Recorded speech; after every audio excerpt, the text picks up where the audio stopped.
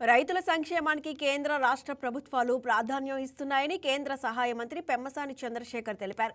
పొన్నూరు నియోజకవర్గంలో పర్యటించిన Pemmasani Nara కోడూరులో MP LADS నిధులతో నిర్మిస్తున్న కమ్యూనిటీ హాల్కు శంకుస్థాపన చేశారు. గ్రామ పంచాయతీ భవనం, ఎన్టీఆర్ కళావేదిక నిర్మాణానికి 50 లక్షలు కేటాయించినట్టు తెలిపారు. ప్రతి ఏటా నియోజకవర్గానికి 70 లక్షలు ఇవ్వనున్నట్లు తెలిపారు.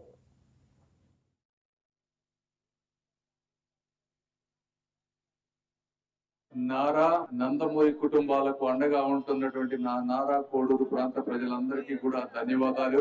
ఈ ప్రాంతంలో ఎప్పుడు వచ్చినా కూడా తెలుగు ఉత్తేజం, ఉత్సాహం, ఉల్లాసం అద్భుతంగా కనిపిస్తుంది. తెలుగుదేశాన్ని రిప్రజెంట్ చేసేటువంటి విలేజ్ ఈ విలేజ్. కాబట్టి మొట్టమొదటి సంవత్సరంలో ఎంపీ లాడ్స్ ఉంటే నా దగ్గర 5 కోట్లు ఉంటాయి. ఎంపీ లాడ్స్ ఒక్కొక్క నియోజకవర్గానికి 70 లక్షలు ఇస్తాం. 7 నియోజకవర్గాలు కలిపి 70 లక్షలు. ఆ 70 లక్షల్లో 50 లక్షలు ఈ కళ్యాణ మండపానికి కావాలని నరేంద్ర గారు అడిగితే కాదనకుండా మొత్తం 50 లక్షలు దీనికి ఇచ్చాం.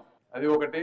రెండవది, ఇట్లా సెంట్రల్ గవర్నమెంట్ లో కొంత ఫండ్స్, స్టేట్ గవర్నమెంట్ లో ఫండ్స్ తోటి పంచాయతీ భవనాలు మన జిల్లాకు ఒక 10-15 వచ్చే అవకాశం ఉంది. ఎక్కడ మీకు పంచాయతీ భవనాలు కావాలో అడిగితే నరేంద్ర గారు దీనికి ఒకటి ఇచ్చారు. ఇవన్నీ కాకుండా మూడోది, నా డిపార్ట్మెంట్ లో, సెంటర్ లో, టెలికాం డిపార్ట్మెంట్ లో సమృద్ధి గ్రామ్, ఒక గ్రామంలో ఒక బిల్డింగ్ లో ఉండాల్సిన అన్ని రకాల సౌకర్యాలు ఉండే విధంగా మోడల్ గా దేశం మొత్తం మీద 3 గ్రామాలను తీసుకొని 2,000 లోపు ఉన్న జనాభా ఒకటి, 2 నుంచి 5,000 జనాభా, 5,000 పైన ఉన్న జనాభా 3 గ్రామాలని పైలట్ ప్రాజెక్ట్ గా దేశం మొత్తం చేస్తా ఉన్నాం.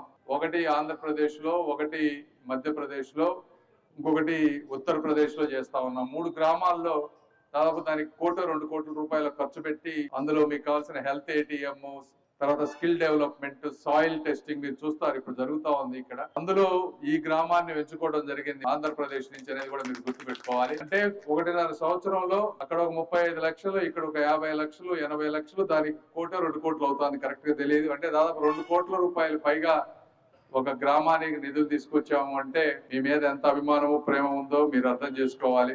అదే విధంగా నరేంద్ర గారు చెప్పారు, ఈ రింగ్ రోడ్ దాని మీద మీకు అందరికీ కొంచెం భయాలు ఉన్నాయని. మేము కూడా రైతు కుటుంబం నుంచి వచ్చిన వాళ్ళు, అమరావతిలో కూడా చూస్తా ఉన్నాను, రైతులతో మాట్లాడుతా ఉన్నాము. ప్రాక్టికల్ గా రైతులు పడేటువంటి బాధలు, వారి ఆలోచన విధానం, అదే విధంగా గవర్నమెంట్ డెవలప్మెంట్ చేసే విధానం, రెండింటికి ఉండే వ్యత్యాసాలని తగ్గించి మీకు ఎక్కువ నష్టపోకుండా డెవలప్మెంట్ జరిగే విధంగా చేయటమే ప్రజాప్రతినిధుల బాధ్యత. నరేంద్ర గారిది గాని నాది గాని. తప్పనిసరిగా మీకు అలాంటి భయాలు ఏమన్నా ఉంటే గౌరవ ముఖ్యమంత్రి గారి దృష్టికి తీసుకువెళ్ళటం గాని, గడ్కరీ గారి దగ్గరికి తీసుకువెళ్ళటం గాని, తీసుకువెళ్ళి మీకు ఎక్కువ నష్టం లేకుండా చేయడంలో